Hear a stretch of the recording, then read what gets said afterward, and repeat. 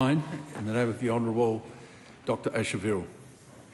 Thank you, Mr Speaker. My question is to the Associate Minister of Health and reads, does she stand by all her statements and actions? Mr Speaker, yes, in particular those that relate to my absolute commitment to the Smoke-Free 2025 targets and to providing practical, targeted help so that smokers who are addicted can quit.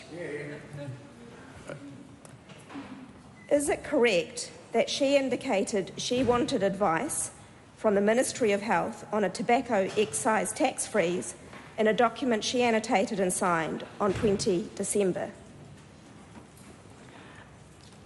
Mr Speaker, yes, in relation to a range of advice, there was a component that asked for the implications relating to the smoke-free excise tax freeze.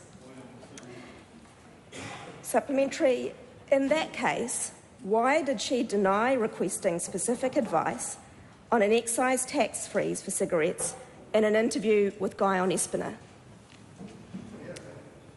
Mr Speaker, I did not state that I had not requested specific advice. I had sought advice on a range of issues, which included that one.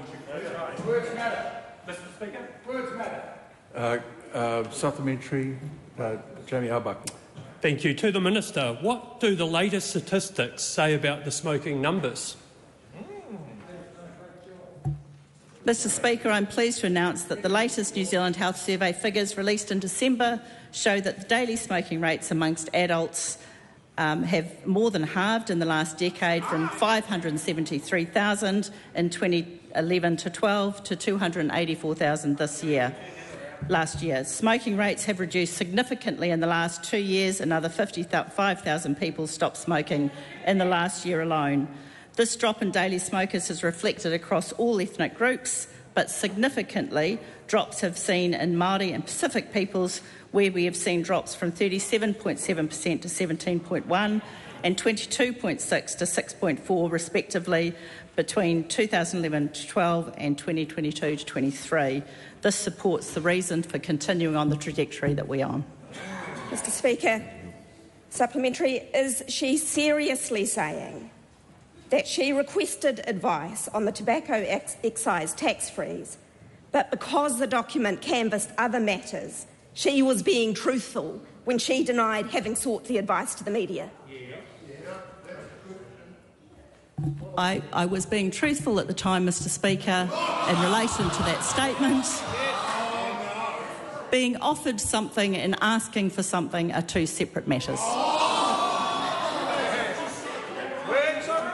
Mr Speaker, was the Prime Minister wrong when he said in statements to Radio New Zealand this morning that she made a mistake? Never wrong. Never wrong. I would never say that the Prime Minister was wrong, Mr Speaker. Right Honourable Christopher Hipkins, a point of order. Earlier on in question time today, I asked the Prime Minister whether the government had sought any advice on freezing excise on tobacco, and the Prime Minister indicated that he was not aware of that. We've now had it confirmed by the Minister that in fact she did ask for that advice, and there are media reports where the Prime Minister has been publicly discussing that. Standing orders make it clear that if a Minister makes a mistake in their answers, they have to come back to the House and correct that at the earliest available opportunity. Fortunately, the Prime Minister is still in the House and therefore should be able to correct it at the earliest available opportunity. Yes, but unfortunately, the answer was that there was a range of advice in the paper concerned. So I think the pedantics of how it was answered are a different matter. I'll hear from the Right Honourable Winston Peters. Mr Speaker, you've had two questions, and one from a point of order, that don't seem to be listening to what was said.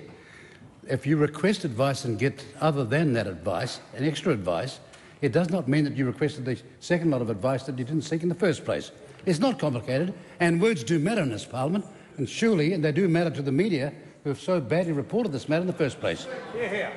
Mr Speaker, no, I believe we are the issue under discussion here is whether a minister made a decision in writing to seek advice on a particular matter.